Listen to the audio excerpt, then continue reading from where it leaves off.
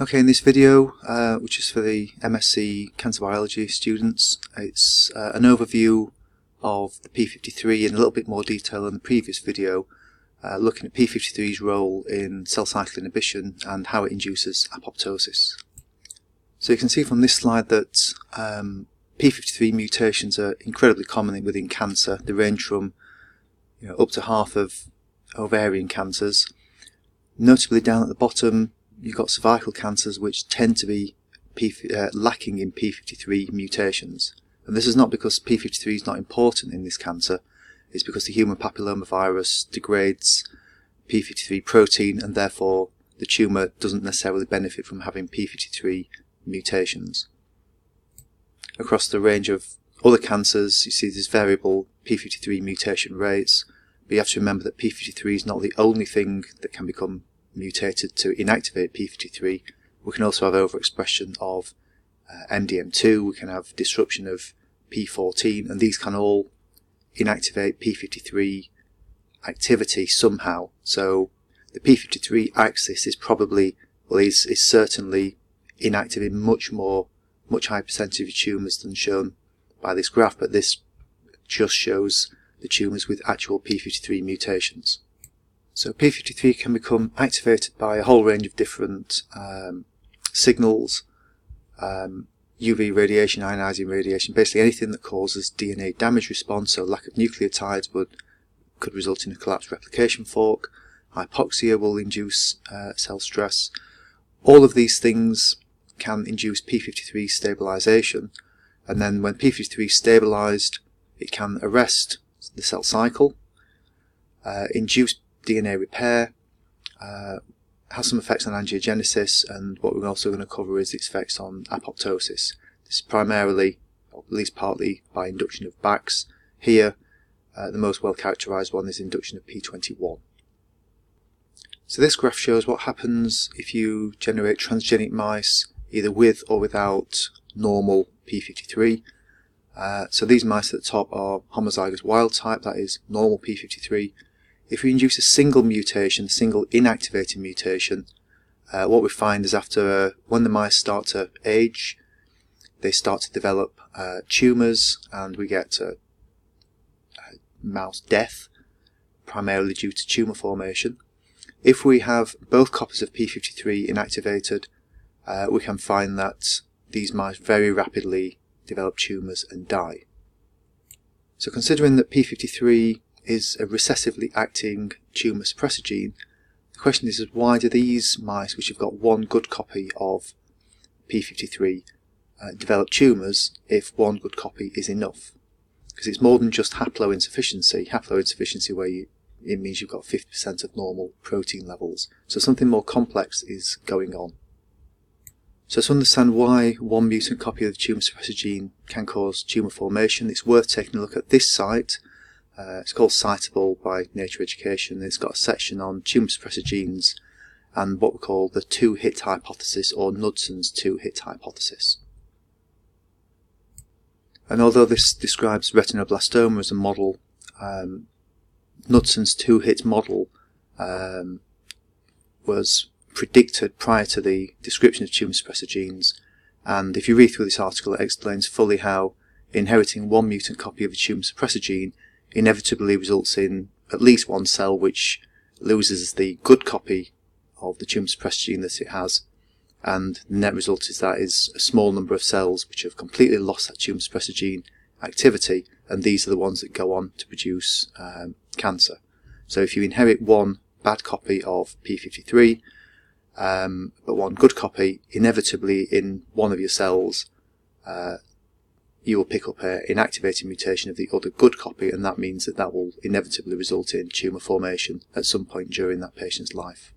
So p53 is normally highly unstable and rapidly degraded in normal cells, and what we're going to look at in this lecture is how cells regulate p53 and make sure that there's always a little bit of it about, but then stabilise it when we have a DNA damage response. Because in response to DNA damage, p53 levels rise, and that's primarily due to stabilisation. Once DNA damage has been repaired, we get degradation of p53. So we're going to cover how this negative feedback loop works to keep p53 levels perpetually low and allow p53 levels to rise when there's a need for DNA repair. A key point to consider is that in tumours, if you've got a defective p53 pathway, it doesn't matter whether it's p53 gene inactivation or MDM2 overexpression or something else, tumours can bypass the p53 pathway so that when there's DNA damage, you don't get apoptosis, you don't get cell cycle arrest, you don't get DNA repair, and this contributes to what we call the mutated phenotype, where tumours accumulate mutations at a much higher rate than normal cells. So if you think back to cell cycle control, when cells progress through the cell cycle, they induce cyclin D, then cyclin E, cyclin A, and so on. Cyclin D binds to cyclin-dependent kinases. P21 is a protein which inhibits CDK2 cyclin complexes, so here at cyclin E, cyclin A. Then this covers the S phase where DNA replication is taking place.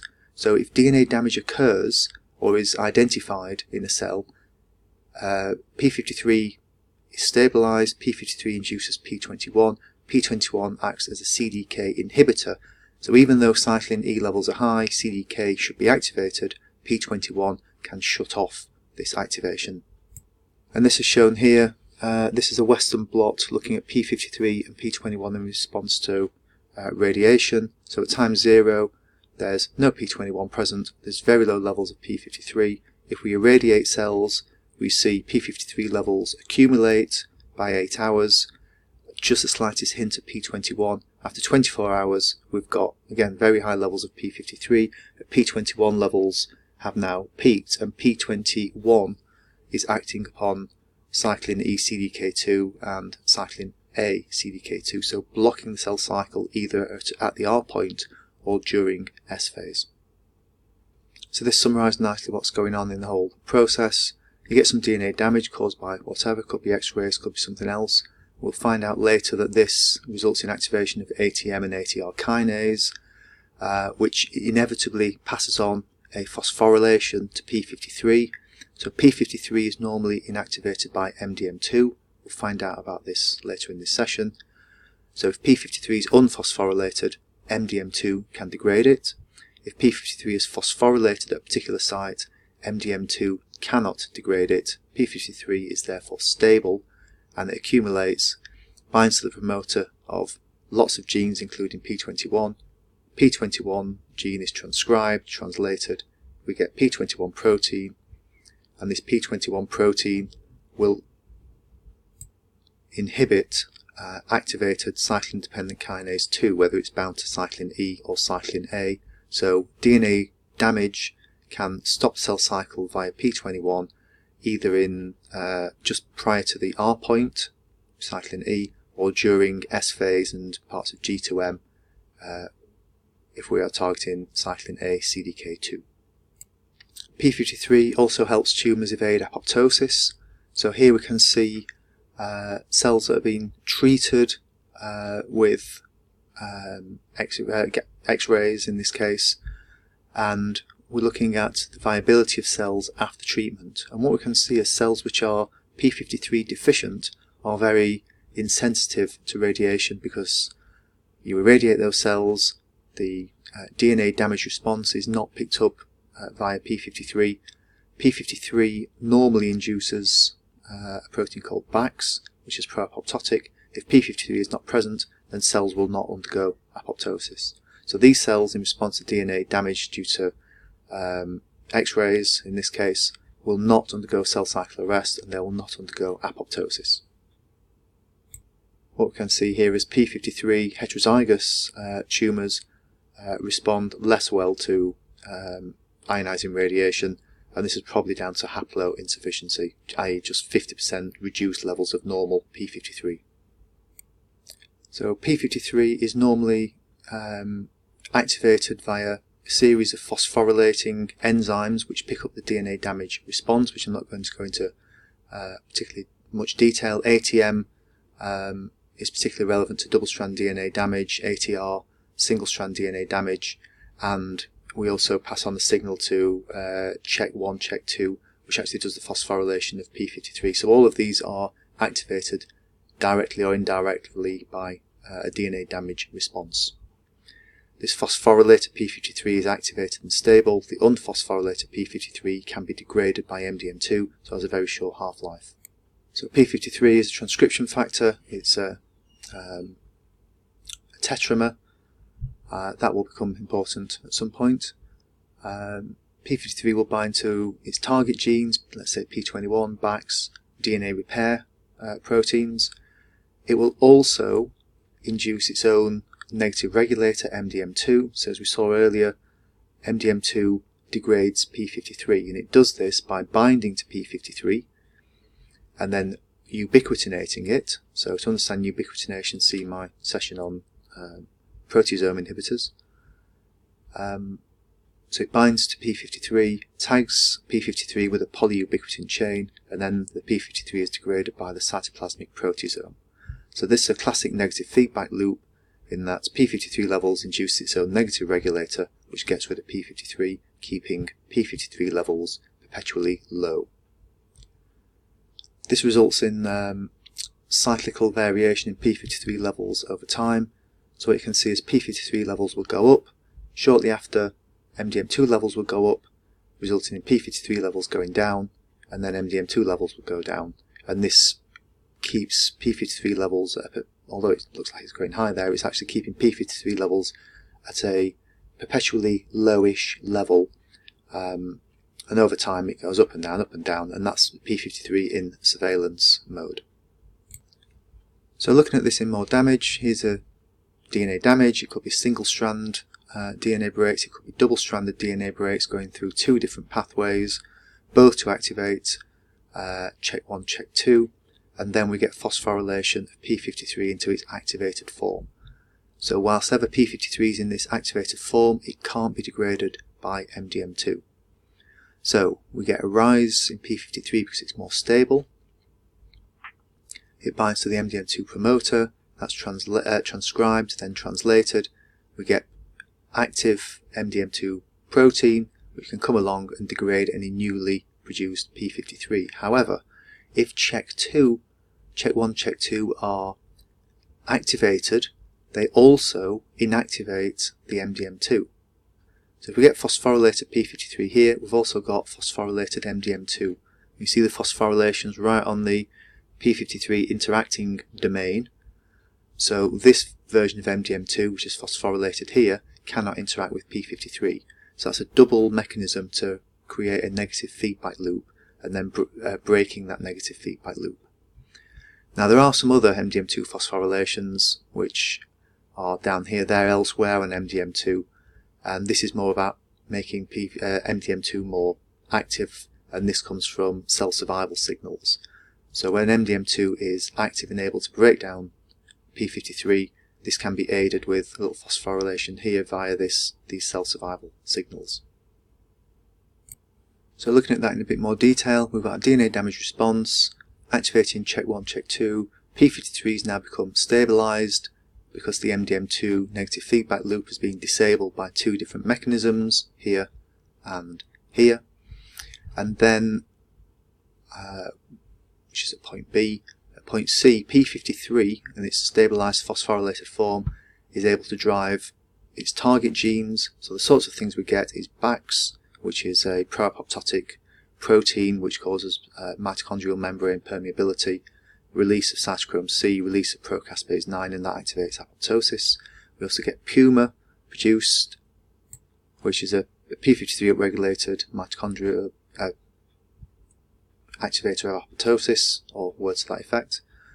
We get P21 to drive cell cycle arrest. We get our DNA repair proteins produced, and we get MDM2 produced to inactivate any newly MDM2 is produced, but it is inactivated, so it can't inactivate any newly produced P53. So what happens when the DNA damage signal has been resolved? What we looked at earlier was the DNA damage signal causing phosphorylation of P53 to activate it. If the DNA damage signal has receded because the DNA damage response genes are being expressed,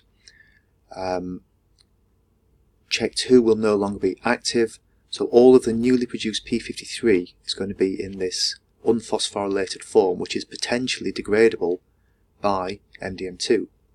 However, MDM2 has been phosphorylated and inactivated by CHEK2 during that DNA damage response. However, any p53 that's lurking around is going to drive new MDM2 expression. That is going to be produced initially in its unphosphorylated form, and because there is no DNA damage response, it will not get inactivated at this step and will produce active MDM2, which can degrade this newly produced unphosphorylated p53, and therefore p53 levels can start to decline. Now, they'll not instantly decline because this is quite stable and will hang around for quite a while, but over time p53 levels will decrease and we will end up with the cell returning to normal because p21 levels will decrease, Bax levels will decrease, and the DNA damage response genes will decrease. Once all of that's happened, the cell cycle can start again. So that is normal resolution of the DNA damage response pathway. Now, as I mentioned earlier, the p53 pathway can be inactivated by multiple different mechanisms. MDM2 overexpression can cause loss of p53 protein in the absence of p53 mutations. Another protein that can do this is p14ARF. So p14ARF is the alternate reading frame protein that is produced from the CDKN2A gene, which is a gene that codes for both p16 and p14ARF. P16 is cyclin-dependent kinase 4 inhibitor, so this will stop the cell cycle in G1 phase, but its other gene product, p14ARF, can sequester MDM2 away from p53. So if a tumour loses the ability to make p14, the p14 protein is lost and MDM2 levels can rise because they're unopposed, and this will result in a net reduction of p53 levels. Whereas if p14 levels are high, MDM2 can be sequestered by p14 and it can be localized to the nucleolus. So loss of p14 is a mechanism that is used by some tumours to effectively eradicate p53 levels, or certainly reduce them significantly. So since p14 can disrupt the p53 pathway, the CDKN2A gene is a real hotspot for mutations in cancer. If the CDKN2A gene is inactivated, the tumour loses p16, so that can allow cell cycle progression. The cell can lose the ability to make p14, therefore p53 levels are suppressed, and that has all the effects that we've just discussed. If people are born with one inactive copy of the CDKN2A gene, that predisposes to hereditary malignant melanoma. So for whatever reason, malignant melanocytes are utterly dependent upon this pathway, and if you inherit one mutant copy of p16/p14 coding gene, which is this one, then malignant melanoma in response to a reasonable amount of sunlight is pretty much inevitable.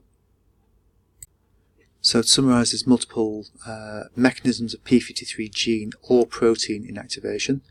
So you can have somatic mutation, that is a normal cell loses 2 copies of the TP53 gene, resulting in no functional p53 protein.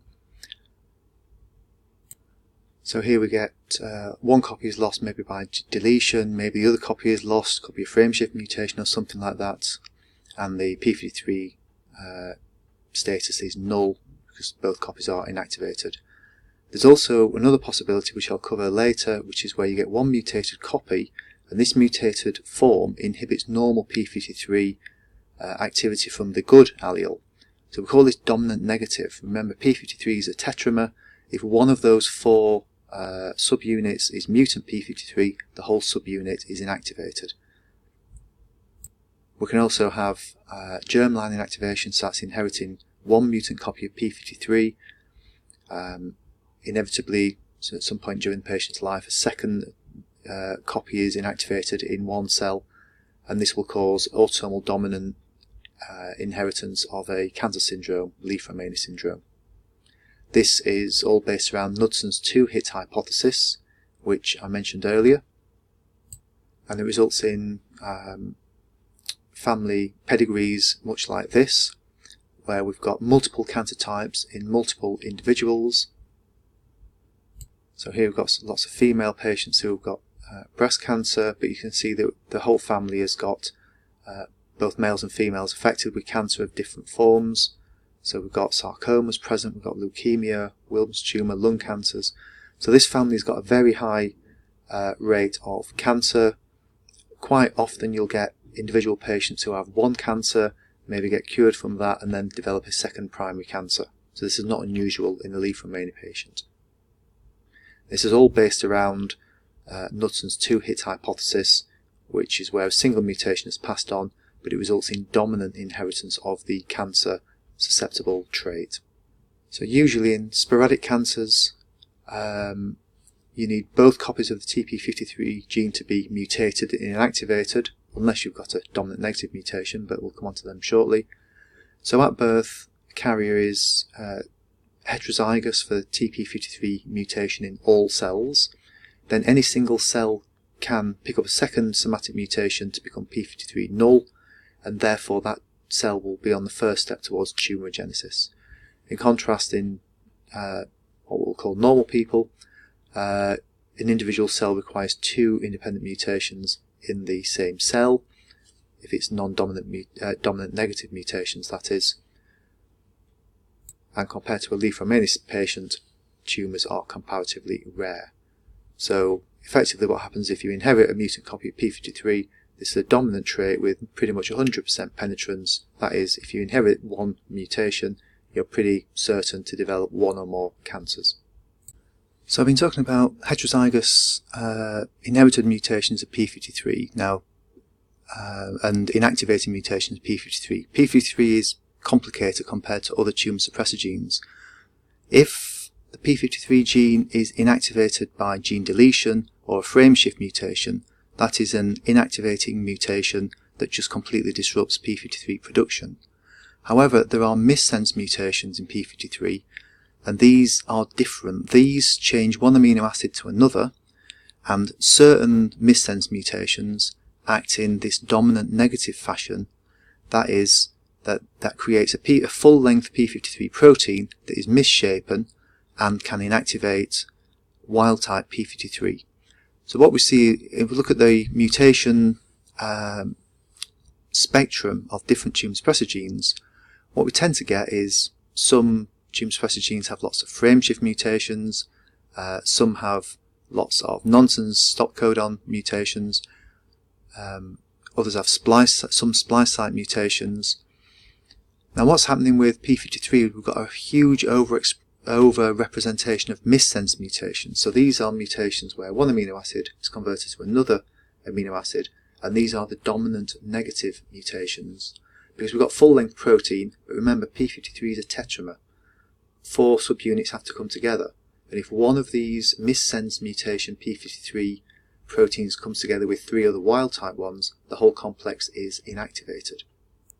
And this means that many of the missense mutated p53 proteins are acting in a dominant negative fashion to inactivate wild-type p53. So in effect, the cancer only needs one very specific oncogenic type mutation to inactivate both wild-type and mutant p53, but it acts in a dominant negative fashion because we're taking away activity. So this is summarised here. Remember, p53 is a tetramer made up of 4 separate subunits. If mutant p53 and wild-type p53 are present in roughly 50-50, then if you randomly mix together 4 subunits, you get this. Some subunits will be entirely mutant, some will be a mixture of mutant and non-mutant, and some will be entirely wild-type. What you can see is 15 out of 16 possible mathematical combinations have at least one mutant subunit in there, shown in red. Therefore, those are all inactive. This has the potential to be active. However, this is nowhere near enough p53 protein to allow a normal DNA damage response. Now this happens in a one-hit pattern, that is one mutation causing a missense mutation in p53. Since this can have this dominant negative effect, a single mutation can inactivate both wild type and mutant, both wild type and mutant p53. So we get lots of dominant negative mutations in p53 because it's a tetramer and because this dominant negative phenomenon can happen. Now this dominant negative p53 mechanism paradoxically results in p53 mutant cancers showing apparent p53 overexpression. And this is because the mutant forms of p53 are very difficult to degrade by the proteasome, so we end up with accumulation of p53, but that p53 in the cells is inactive. So what we can see is this is a p53 mutant cancer showing cytoplasmic staining. Remember, p53 is a nuclear protein normally. Here we've got a p53 mutant cancer with nuclear staining. So we can see both of these different patterns depending on what missense mutation is present. In contrast, here we've got a p53 null cancer. Now here the cancer cells are these epithelial cells, but the p53 positive cells around here are actually in the connective tissue or the stroma. So you would expect to see some p53 positive cells in normal tissue, but the actual cancer cells, which are these islands or ducts of epithelial cells, those are all negative. So this is a p53 null cancer. Whereas in this case we've got a p53 wild type cancer, and these are all epithelial cells, and you can see that every now and again you've got a p53 positive epithelial cell. So we've got all different possibilities shown here. So immunohistochemistry staining of p53 can give some indication as to what is the underlying defect in certain cancers, and that could be directly related to therapy. So to summarise, this shows most of the p53 pathways that we've covered and how they can be inactivated. So obviously you can have loss of p53 in terms of a dominant negative mutation, or both versions of the p53 coding gene inactivated. However, if the tumour cells are wild type p53, you can still get loss of the pathway or loss of p53 responses. So you could have loss of ATR, ATM or CHEK2. These inherited mutations of these can cause inherited cancer syndromes. This one very similar to the p53 Li-Fraumeni syndrome. So the result is, in response to DNA damage, there's no activation of p53, no phosphorylation, so therefore you don't get the p53 response. Presence of HPV, well, HPV expresses the HPV-coded E6 oncogene, which can get rid of p53. You can also get rid of PRB, which is a different, in fact you'll find that in a different session, but HPV E6 oncogene, oncoprotein, can get rid of p53, so you see that a lot in cervical cancers. We can get amplification of the MDM2 gene. If you've got loads of MDM2 protein, that will immediately get rid of any newly synthesized p53, and you get suppressed p53 responses in there. Throw into that mix, you can also have the, which is not shown on this slide, p14 loss, so we discussed that earlier. But then you can also get downstream effectors of the p53 response. What's shown here is a p21 response to cause cell cycle arrest. If you lose the p21 gene, that's frequently deleted in cancer. Equally, you can lose the ability to produce BAX by gene mutation, so you don't get the apoptosis response. So all of these contribute to a lack of p53 responses, and that can happen in cells which are p53 wild type. So to test yourself to find out whether you actually understand this, it's probably worth listing all of the genes I've talked about in this session, list them as either tumour suppressors or oncogenes, and then write down exactly what happens if that tumour suppressor gene is lost, and write down what happens if that oncogene is activated or overexpressed, and write down what would happen in terms of differential response to DNA damage in these two situations. If you can do that, you probably understand it.